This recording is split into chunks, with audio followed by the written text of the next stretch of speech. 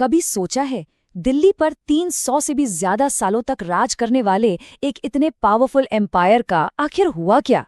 चलिए आज दिल्ली सल्तनत के इसी शानदार उदय और उतने ही ड्रामेटिक पतन की कहानी में गोता लगाते हैं। और यही सवाल असल में इस पूरी कहानी का दिल है। मतलब एक साम्राज्य जो अपनी मिलिट्री पावर, अपनी दौलत और अपने इनक्रेडिबल आर्किटेक्चर के लिए जाना जाता था, वो आखिर इतनी जल्दी सिर्फ एक लड़ाई में कैसे बिखर गया। तो चलिए इस गुत्थी को सुलझाने के लिए चलते हैं कहानी की एकदम शुरुआत में। तो चलिए चलते हैं सीधे अतीत में। कहानी शुरू होती है दिल्ली सल्तनत के जन्म से, और ये कोई आम कहानी नहीं है। ये कहानी है पैशन की, एम्बिशन की और पावर की। इसे हमारी कहानी का एक छोटा सा रोड मैप समझिए। देखिए, 1206 में सल्तनत शुरू हुई, मजबूत बनी। 1300 में वो अपने चरम पर थी, पीक पर। फिर 1400 आते आते इसका डिक्लाइन शुरू हो गया और 1526 में अ सडन एंड।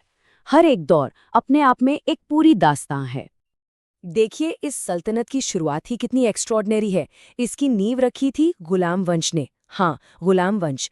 इसे शुरू किया कुतुबुद्दीन ऐबक ने, जो खुद कभी एक गुलाम हुआ करते थे और अपनी काबिलियत के दम पर सुल्तान बने। ये सचमुच एक इनक्रेडिबल जर्नी है। तो बात करते हैं कुतुबुद्दीन ऐबक की। क्या शख्सियत थी!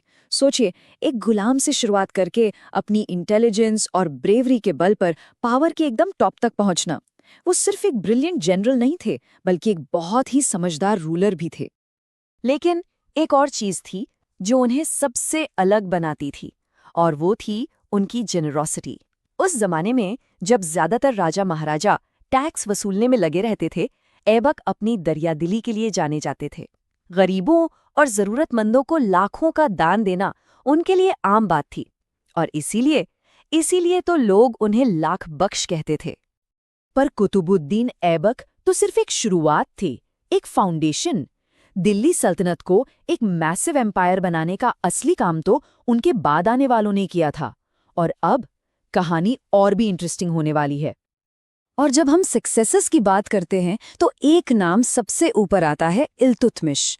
इन्हें दिल्ली सल्तनत का एम्पायर बिल्डर भी कहा जा सकता है। उन्होंने कुतुब मीनार का काम पूरा करवाया, चहलगानी बनाई और सल्तनत के एडमिनिस्ट्रेशन को इतना मजबूत किया कि वो सालों साल चले। सही मायनों में दिल्ली सल्तनत की असली नींव इल्तुतमिश ने ही रखी थी। लेकिन देखिए, हिस्ट्री कभी भी एक सीधी लकीर में नहीं चलती। शांति और स्टेबिलिटी के बाद अब कहानी में आता है एक नया मोड़, एक ऐसा दौर जो था एम्बिशन और बड़े बड़े बोल्ड एक्सपेरिमेंट्स का। एक ऐसा दौर जहां कुछ फैसले हिस्ट्री बनाने वाले थे तो कुछ सब कुछ बिगाड़ने वाले। और इस दौर के सबसे पहले बड़े प्लेयर थे अलाउद्दीन खिलजी, एक ब्रिलियंट मिलिट्री स्ट्रैटेजिस्ट और एक शार्प एडमिनिस्ट्रेटर। दुश्मनों के लिए जितने रूथलेस, अपनी जनता के लिए उतने ही कंसर्न्ड। सोचिए, उन्होंने मार्केट रिफॉर्म्स किए, हर जरूरी चीज के दाम फिक्स कर दिए, ब्लैक मार्केटिंग पे रोक लगाई, राशनिंग सिस्टम शुरू किया ताकि आम आदमी को महंगाई की मार न झेलनी पड़े। खिलजी के बाद सल्तनत की गद्दी पर बैठा एक ऐसा सुल्तान जो एम्बिशन में तो किसी से कम नहीं था, पर शायद कामयाबी में थोड़ा पीछे रह गया। अब कहानी में एंट्री होती है मोहम्मद बिन तुगलक की, एक ऐसा शासक जिसके ग्रैंड आइडियाज अक्सर डिजास्ट्रस रियलिटीज में बदल जाते थे। उनका पहला ग्रैंड एक्सपेरिमेंट था कैपिटल शिफ्ट। सोचा कि राजधानी को दिल्ली से दौलताबाद ले जाते हैं, जो ज्यादा सेंट्रली लोकेटेड है। आइडिया तो बड़ा अच्छा था, है ना? पर असल में क्या हुआ? एक डिजास्टर। पूरी की पूरी आबादी को जबरदस्ती सैकड़ों किलोमीटर पैदल चलने को कहा गया। ये सफर इतना मुश्किल था कि हजारों लोगों ने रास्ते में ही दम तोड़ दिया। और फिर आया एक्सपेरिमेंट नंबर 2, टोकन करेंसी।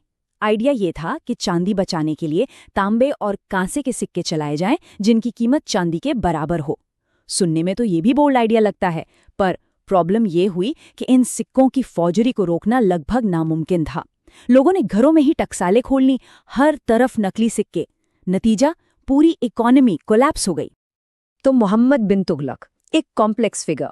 इसमें कोई शक नहीं कि वो एक विजनरी थे, एक थिंकर थे, पर उनके आइडियाज प्रैक्टिकल नहीं थे। और इन्हीं फेल्ड एक्सपेरिमेंट्स की वजह से उन्हें एक नाम मिला जो इतिहास में हमेशा के लिए उनके साथ जुड़ गया, पागल बादशाह। तुगलक वंश के बाद दिल्ली सल्तनत की वो पुरानी शान, वो चमक धीरे धीरे फीकी पड़ने लगी। पर कहानी अभी खत्म नहीं हुई थी। अभी एक आखिरी चैप्टर लिखा जाना बाकी था। सल्तनत पर राज करने के लिए एक आखिरी डायनेस्टी आने वाली थी। 1506 ये साल दिल्ली सल्तनत के इतिहास में बहुत खास है। लोदी वंश का राज था और ऐसा लग रहा था कि सल्तनत अपने अंत से ठीक पहले एक आखिरी बार अपनी पूरी ताकत दुनिया को दिखा रही है। और इसी साल सिकंदर लोदी ने एक नए शहर की नींव रखी, वो शहर जिसे आज हम सब आगरा के नाम से जानते हैं। उन्होंने इसे अपनी कैपिटल बनाया। सोचिए, सल्तनत के खत्म होने से कुछ ही साल पहले उन्होंने एक ऐसी लेगेसी छोड़ी जो आज भी जिंदा है। पर कहते हैं ना, हर चीज का एक अंत होता है, और दिल्ली सल्तनत इसका भी वक्त आ चुका था। अब हम कहानी के उस आखिरी पड़ाव पर पहुंच गए हैं जहां ये 300 साल पुराना विशाल साम्राज्य अपने अंत की तरफ तेजी से बढ़ रहा है। साल था 1526। मैदान में दो ताकतें आमने सामने थीं। एक तरफ था दिल्ली का आखिरी सुल्तान इब्राहिम लोदी। उसकी सेना बहुत बड़ी थी, पर बिखरी हुई थी, उसमें एकता नहीं थी। और दूसरी तरफ था मध्य एशिया से आया एक महत्वाकांक्षी हमलावर बाबर। और वो जगह थी पानीपत। यहीं पर इतिहास का फैसला होना था। लड़ाई ज्यादा लंबी नहीं चली, पर बेहद खूनी थी। और जब बैटलफील्ड की धूल बैठी तो हिंदुस्तान का नक्शा बदल चुका था। एक नए एम्पायर का जन्म हो चुका था। बस उसी एक लड़ाई के साथ दिल्ली सल्तनत का 320 साल लंबा सफर हमेशा के लिए खत्म हो गया। ये भारतीय इतिहास का एक टर्निंग पॉइंट था, एक युग का अंत और एक नए युग की शुरुआत, मुगल साम्राज्य का युग। सल्तनत तो खत्म हो गई, पर उसकी विरासत, उसकी लेगेसी आज भी हमारे चारों तरफ है। कुतुब मीनार जैसी शानदार इमारतें आज भी उनकी आर्किटेक्चरल जीनियस की गवाही देती हैं। उनका एडमिनिस्ट्रेशन का सिस्टम, इसने आने वाले मुगलों के लिए भी एक फाउंडेशन का काम किया।